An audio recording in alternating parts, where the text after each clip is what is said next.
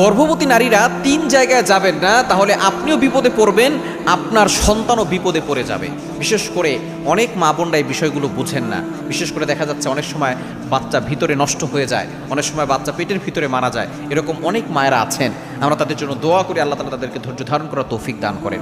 যখন কোনো গর্ভবতী মা তার পেটে বাচ্চা আসবে, তখন অবশ্যই এই 3টি জায়গায় যাওয়া থেকে বিরত থাকতে হবে। নাম্বার 1, 1 নাম্বার হচ্ছে আপনি মাজারে যাবেন না। অনেকেই দেখা যাচ্ছে বাচ্চার জন্য মাজারে যায়, বাবার কাছে চায়, যে কবরে শুয়ে আছে তার কাছে গিয়ে চায়। মনে রাখবেন, কবরে যে শুয়ে আছে তার কাছে যদি আপনি যান, তাহলে আল্লাহর সাথে শিরিক করা হবে, এবং শিরিককারী যারা হয় তারা নিজেও বিপদে পড়ে এবং তাদের পেটে যে বাচ্চা আছে সেই বাচ্চাও বিপদে পড়ে যায়। এজন্য অবশ্যই মাজারে গিয়ে চাওয়া যাবে না। হ্যাঁ, আপনি মাজারে যে জিয়ারত করতে পারেন, যিনি শুয়ে আছেন তিনি একজন আল্লাহর ওলি হতে পারেন। ওই আল্লাহর ওলির উসিলায় আপনি আল্লাহর কাছে দোয়া করবেন, আল্লাহ আপনার একজন ওলি বন্ধু এখানে শুয়ে আছে, তার উসিলায় আল্লাহ আপনি আমাকে এটা দেন, আমাকে সেটা দেন। আপনি এটা